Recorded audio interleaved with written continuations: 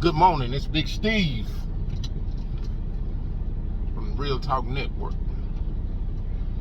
I thought I'd spend a little time this morning having a discussion about trucking industry and some of the issues that we facing today. A lot of what I'm gonna say, most people already know, but I'm gonna have a different little slant on it. We have to ask ourselves why our industry is the way it is. Why is it having the issues that it's having? Having been in this game for 35 years, I've seen it change.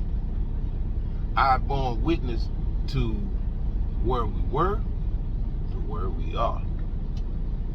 And there's a method to the madness that's going on around us. It's a purposeful and willful act. See, back in 19 and 20, we as drivers scared the holy hell out of the federal government with the slow rolls, the threats of a shutdown, and the couple where they did actually pull over and just stop rolling, and the descending on DC. We scared them. What scared them wasn't just the fact that we showed up. What scared them was the fact that drivers were uniting. When they spent so much time trying to divide us, Democrat, Republican, liberal, conservative, Trump, non-Trump, spent all this time trying to divide us. And they go back beyond that. Kenworth versus Peterbilt, Freightliner versus International, and so on and so on. This is a concerted effort to keep drivers separated. Black against white, white against black. These are all purposeful and willful acts to keep us separated. So you have to ask yourself, why would somebody go through all this trouble to keep us separated? Why would somebody spend all this money to keep us separated, and also to in many cases make us look like the bad guy? But a lot of that's done backed off over the last year or so. They done backed off of that over the last year or so, because there's so many foreigners in the industry now. And when you say truck drivers, them foreigners going, whoa, whoa, whoa, don't include us in that, even though they driving a truck. I say foreigners, what I mean is people who are not legally able to vote.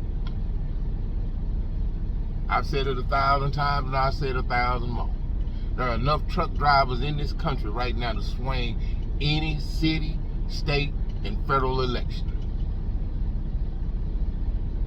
If we could just unite for a little bit.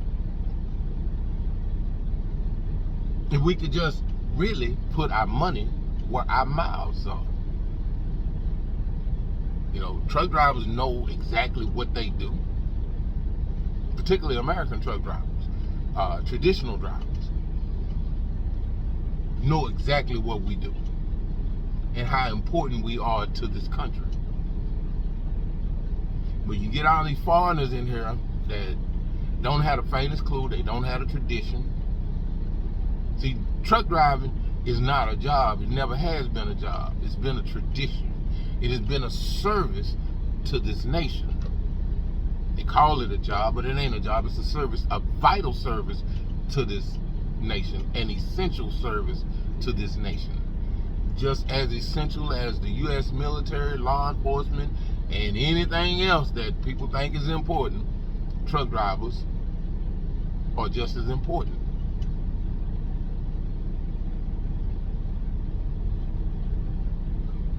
We find ourselves in this day and age having to deal with people who are not necessarily aware or understand the system in which we operate as truck drivers. We have the legal system, the governmental system, the corporate system, and all these systems conspire to create a situation that's not conducive to us uniting and making a difference for ourselves and our families. The greatest need for truck drivers to unite is right there in front of you. When you go home and you see them little ones ripping and running around the house, and when you see your wife and go to the grocery store, you can make your car payment. That's the, your house note. That's the incentive to unite, because all of that is in danger.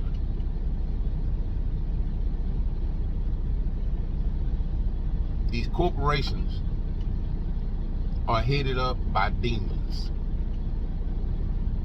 And I'm gonna tell you where these demons are. If you work for a company, you finna know what I'm talking about. It's them people that live on the other side of that door, where you either need a card to get in or a code to get in the door. All of them over there. That's where all your money is, over there. I was completely thrown to know that them people on the other side of that door, they got an average salary in there of $72,000 a year. You know how much freight you gotta haul of just to pay them motherfuckers before you can pay yourself? You do all the work, they sit on their ass and do nothing. Answer emails. That's a job now. For real?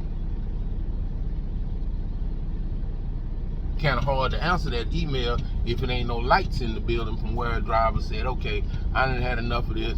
I'm finna just shut it down.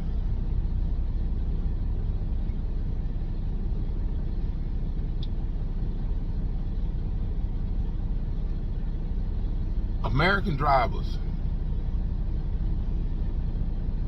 as I've been saying for years, need to put their differences to the side. If nobody else in the country can put their differences to the side, American truck drivers should put their differences to the side. Because right now, we outnumber the competition. Because that's when you see these foreigners in these trucks, that's what you need to start looking at them as competition. And you have to ask yourself, what rules do they have to play by? Do they play by the same rules we play? We have to? Probably not. Good chance they don't. You come into the country, they give you $450,000. Well, yeah, you can go buy $250,000 worth of equipment. That's how you see them riding these new ass trucks, pulling these new ass trailers. They being given money by your government, your tax money by your government. You come in here and do that. Ukrainians, $750,000 hit the ground. You go and buy them 2-3 trucks and trailers. Slap their name on it, they DOT numbers on it, and guess what? While you trying to run out here for 60 cents a mile, they out here making $2-3 a mile, getting ahead of you off your tax money. That's called getting a return without an investment. Do y'all really think these Hispanics is financing these trucks through Bank of America, Wells Fargo, Citigroup? Hell no. These trucks are being financed by the drug cartels in Mexico. And a lot of them, insurance is in Mexico. So if they want to mow your ass down, good luck to getting paid, because the shit's in Mexico. Yes, of course, these drug cartels are financing these trucks. So they don't have to have a 750, 800 credit score. They don't have to walk in with $10,000, $20,000 down. They don't have to do any of that. But those are the things that you as an American truck driver playing by the rules have to do. And you wonder why they surpassing us. Unless you somebody got, like this guy I used to work for, hell, he got 20 trucks just sitting in his yard. They all collateral. That's why they sitting there. They don't have to go nowhere. They collateral. So if he need to put his hands on a million and a half, he got enough equipment sitting out there in the yard, all of them Peterbilts, so you know he can put his hands on a couple of $1 million when he need to, because they got collateral. Unless you him, you out here struggling with one truck and one trailer trying to make it, you are at a severe disadvantage. It is what it is. Now, I know people get mad when I talk like this, but I keep it 100. I keep it a buck. I'm not on here to try to make you feel good about yourself. I'm not on here bitching. I'm just stating the obvious. You know, more times than not, when I talk to people, we end up being on one accord, because I understand that what affects one man affects me.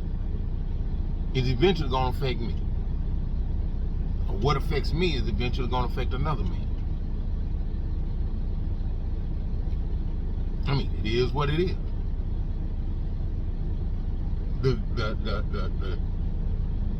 The powers that be, that would be the government, the corporations,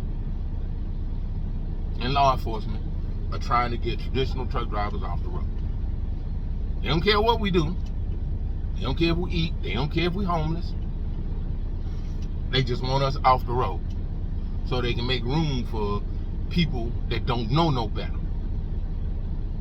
They can't say, I remember when.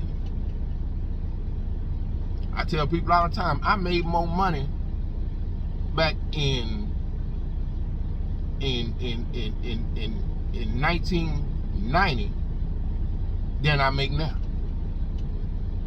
And I had a 24-cent split with my co-driver. I made $30,000 in bonuses my first year. When was the last time anybody got a bonus? Talking about, well, here, we'll give you pass the DOT, we'll give you $100, and you never see that motherfucking $100. They always seem to manage to forget to put that motherfucker on your check, but they never seem to manage to forget to send that motherfucker in to the insurance company, or to the FMCSA, so that they can maintain they CSA score, so they can maintain their score. They'll manage to forget to put that shit on your check.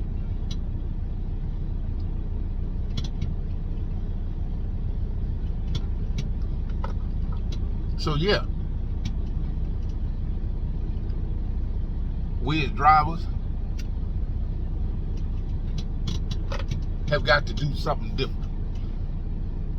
And the thing you got to remember is that all these people they letting in here to drive these trucks and different things of that nature, they can't vote. Not nary one of them motherfuckers. Most of them here on work visas, or they done come across that border illegally. They can't vote. But traditional drivers, American drivers, we can vote. And as I said before, it's enough truck drivers to swing local, state, and federal election if we just get our heads out of our asses long enough to do something. You know, I look at this race over here in South Carolina with old Jim Clyburn. Well, he got his seat. It cost $2 million for him to get that seat. Well, being that there's 1.7 million truck drivers, traditional truck drivers out there on the road, $1 a piece, we can put a congressman in office. And you think about it, I'm gonna say it one more again, you think about it, you give up one of them big ass soda waters from Love's, Pilot, Flying J, TA, just give up 2 of them motherfuckers a week. Give up 4 hot dogs a week, or one number one from Hardee's or McDonald's, or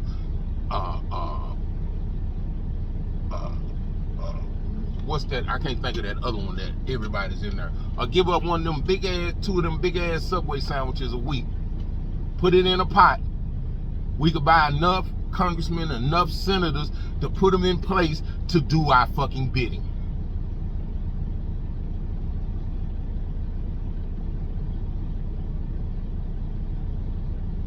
But we don't do that.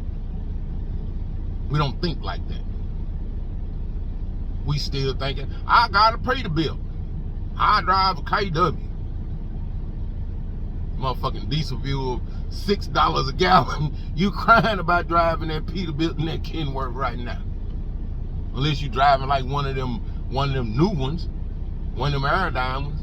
But them Aerodynes ain't never had the prestige of that big hood motherfucker sitting out there. But you're crying now, because it'll pass everything but a fuel stop.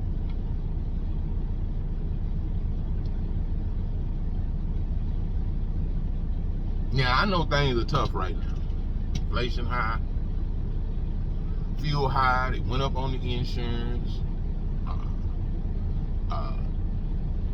You know, we have to do the IFTA stickers and all this some kind of stuff.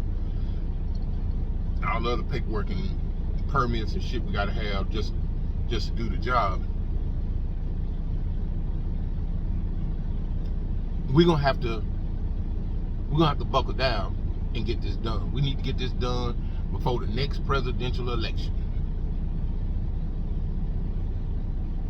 which is in 2024. We need to get this done. This Big Steve, y'all. Real Talk Network. Like, subscribe, leave a comment, share if you feel like it, and I promise to do more videos. I'm gonna get on this like I should. Thank you. Like and subscribe. Real Talk Network.